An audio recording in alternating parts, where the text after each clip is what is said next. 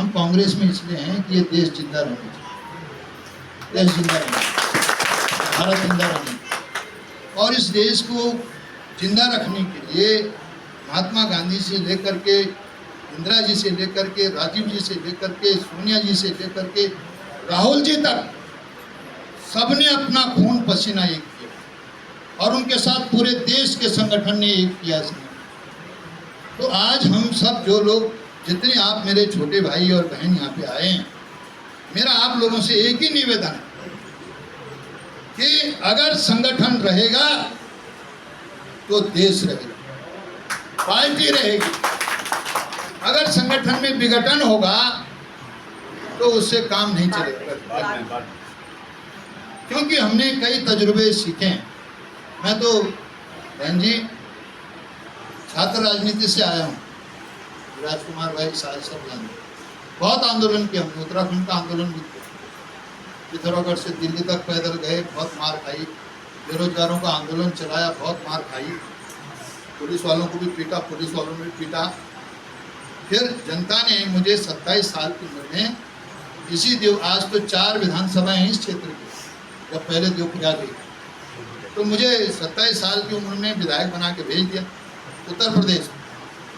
और उसके बाद राज्य की लड़ाई लड़ी, यहाँ भी हमको मौका, इसी जनता ने मुझे विधानसभा में पहुँचाया। मैं इस जनता का बहुत ऋणी हूँ, तमाम साथी, ऐसा नहीं है मैं एहसान फरामोश आदमी हम लोग नहीं, और हम सिर्फ, मैंने आपको एक मोटी बात कह दी, हम सिर्फ कांग्रेस के साथ यहाँ पर काम करने के लिए इसलिए हैं कि कांग्रेस ने ही देश को जिंदा रखा, इसलिए हम सब साथ हैं। और जब भी ऐसी कोई अड़चन आई आपने,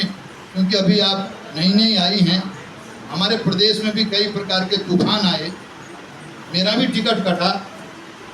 मुझे ये जो आप ही जानते हैं सब जगह धड़ेबाजी होती है, चलती है,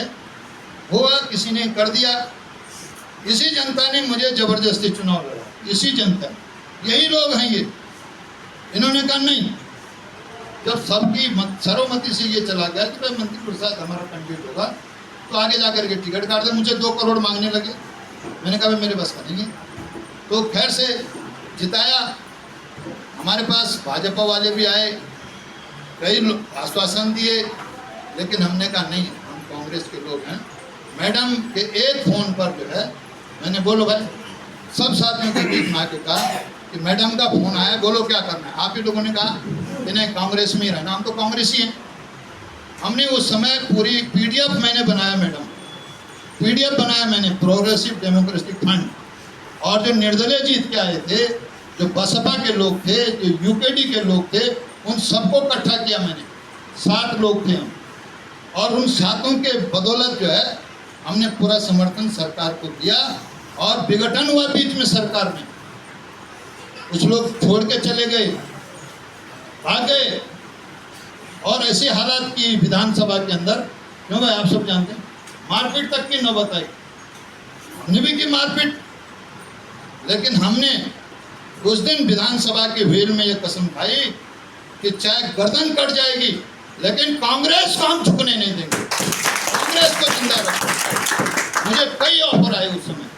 भारतीय जनता पार्टी की तरफ से, आपको CM बनाते हैं, आपको डिप्टी CM बनाते हैं,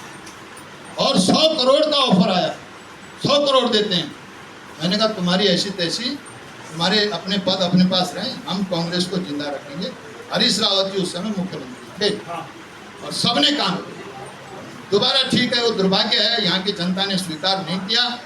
लेकिन बहन जी इस पूरे प्रदेश में जितनी भी विकास की बात है, सड़कें हैं, इंटर कॉलेज है, डिग्री कॉलेज है, पॉलिटेक्निक है, मेडिकल कॉलेज हैं, बेरोजगारी का सवाल है, जितनी माता बहनों की स्कीमें हैं, दलित शोषित परिवार के परिवार उनको जो जितनी योजनाएं कांग्रेस की सरकार में हुई, वो आज सब चौपट, और जनता ने फैसला रिवर्स दिया, हमने स्वीकार किया, और उसके बाद भी आप सब हम लोग खड़े होकर के चल रहे हैं। बहुत विपरीत परिस्थितियां आज बहन जी इस प्रदेश में, अगर हम कांग्रेस के लोग नहीं होते तो भारतीय जनता पार्टी यहाँ लोगों के मुंडी साफ करके कहीं डाल देते, पता भी नहीं चलता। मैं अपने तमाम कांग्रेस के साथियों को बहुत धन्यवाद देता हूँ चाहे वो पीसीसी स्तर पर है, चाहे डीसीसी स्तर पर है, चाहे ब्लॉक स्तर पर है, चाहे गांव स्तर पर है, चाहे बूथ।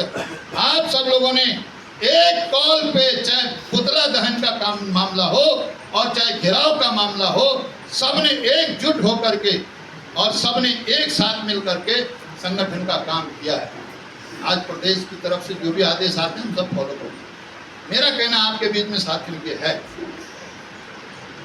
कि सबकी अपनी महत्वाकांक्षा होती है।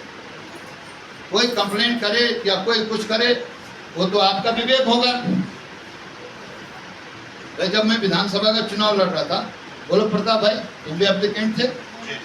जब टिकट मुझे मिल गया मैंने फोन किया कि नहीं किया? मैंने कहा प्रताप बोला टिकट तक की लड़ाई थी, अब आगे खत्म।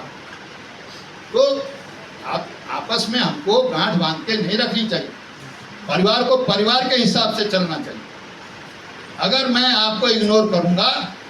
तो कल मुझे भी इग्नोरेंस मिलेगी, और कांग्रेस को जिंदा रखना है तो बहुत संभल करके चलना है। ये मेरा आप सब साथियों से निवेदन है।